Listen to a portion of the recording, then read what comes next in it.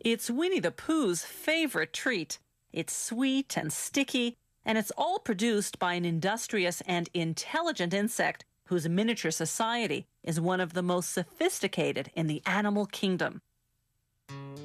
It all begins in a field where worker honeybees suck nectar from flower blossoms such as clover.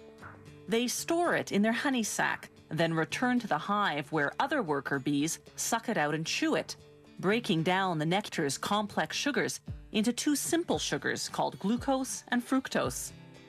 The bees then deposit the nectar into the cells of the wax honeycombs they've built.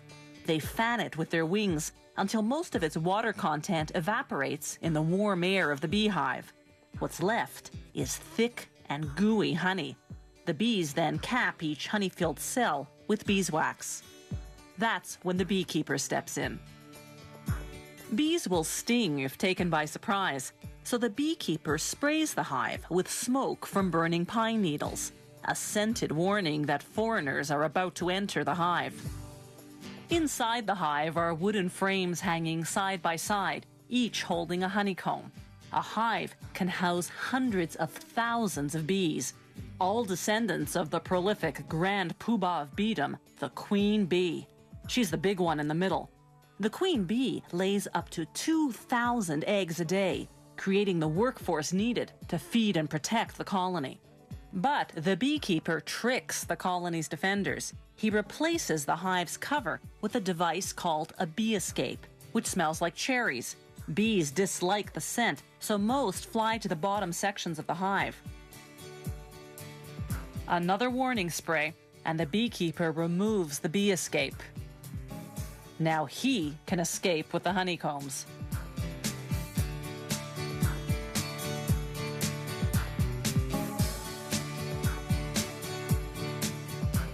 Inside the honey factory, they put the honeycomb frames on what's called an uncapping machine. Like a razor, it shaves the wax caps off the honey-filled cells of the combs. They scrape off the remnants manually. Then they set the frames on another machine called a honey extractor. It spins the honeycombs until all the honey is forced out of the cells. Afterwards, they filter the honey to remove any pieces of wax capping that slip through. Then, the honey is ready for bottling. Some beehives contain smaller frames designed to produce honey that isn't extracted from the honeycomb. Workers remove the frame and cut the honeycomb into pieces as is with a heated knife. That seals the wax around the honey inside.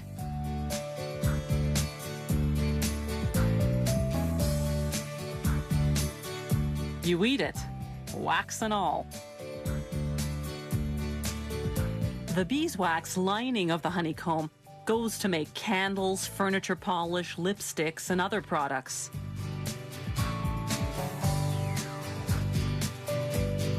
When producers have more liquid honey than they can sell, they simply let it granulate, develop sugar crystals, and turn hard and white. Then, when the orders come in, they return it to its original liquid form by heating it to 130 degrees Fahrenheit.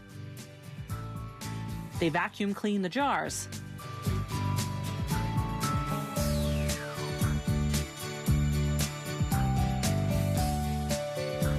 Then fill them. One beehive can yield up to 7 pounds of honey in a single day. That's much more than the bees need for themselves. The surplus is what we end up eating.